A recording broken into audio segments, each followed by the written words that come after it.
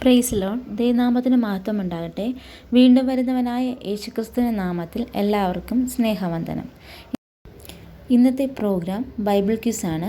പുഴു സംബന്ധമായ വിഷയങ്ങളെ അടിസ്ഥാനമാക്കി ഏതാനും ചോദ്യങ്ങൾ ഈ പ്രോഗ്രാമിൽ ഉൾപ്പെടുത്തിയിട്ടുണ്ട്. ചോദ്യം 1. അമ്മയെയും സഹോദരിയെയും പുഴുവിനോട് ഉപമിച്ചത് ആര്? ഉത്തരം ഇയ്യോബ്. ഇയ്യോബ് 17-ാം അധ്യായം 14-ാം വാക്യം. ചോദ്യം 2. പുഴു കുത്തിക്കളഞ്ഞ വൃക്ഷം ഏത്?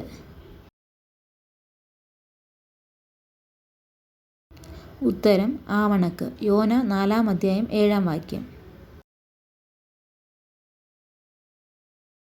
ചോദ്യം 3. പുഴുക്കുത്ത് ബാധിച്ച് ആരുടെ വേരാണ് ഉണങ്ങിപ്പോയത്? ഉത്തരം എഫ്രൈമിൻ്റെ. ഹോശയ 9-ാം അധ്യായം 16-ാം വാക്യം.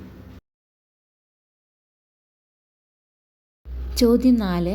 ആരുടെ പുഴുവാണ് ചാകാത്തത്?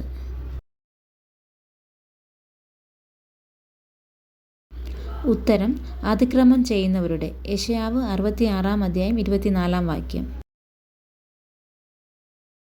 ചോദ്യം 5. എഫ്രൈമിന് പുഴുവായിരിക്കുന്നത് ആര്?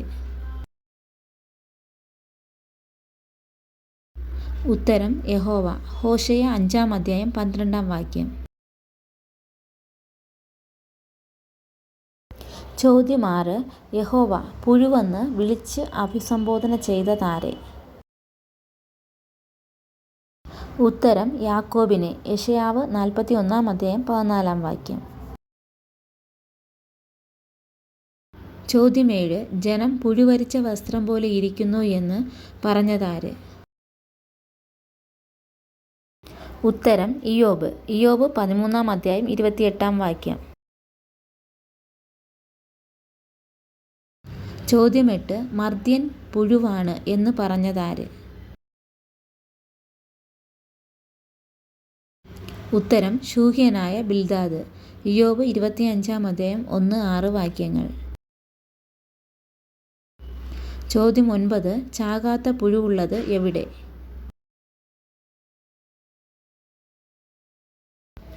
ഉത്തരം അഗ്നിനരകത്തിൽ. മർക്കോസ് 9-ാം അധ്യായം 47 മുതൽ 49 വരെ. ചോദ്യം 10. പുഴുപോലെ മനുഷ്യർ ചതഞ്ഞു പോകുന്നു ഇങ്ങനെ പറഞ്ഞതാര്? ഉത്തരം തേമാന്യനായ എലിഫസ്. ഇയ്യോബ് 4:1-19 വാക്യങ്ങൾ. ചോദ്യം 11. യഹോവ ആരുടെ കീഴെയാണ് പുഴുക്കളെ വിരിച്ചിരിക്കുന്നത്? ഉത്തരം ബാബേൽ രാജാവിൻ്റെ. യെശയ്യാവ് 14-ാം അധ്യായം 4-11 വാക്യങ്ങൾ. ചോദ്യം 12. മൺകട്ടയോടൊപ്പം പുഴുവിനാൽ ദേഹം ഉടുത്തിരുന്ന ഭക്തൻ? ഉത്തരം ഇയ്യോബ്. ഇയ്യോബ് 7-ാം അധ്യായം 5-ാം വാക്യം. ദൈവനാമത്തിൽ എല്ലാവർക്കും നന്ദി അറിയിക്കുന്നു. വീഡിയോ കാണുകയും ചാനൽ സപ്പോർട്ട് ചെയ്ത് സഹായിക്കുന്ന എല്ലാവരെയും ദൈവം അനുഗ്രഹിക്കട്ടെ. Thank you.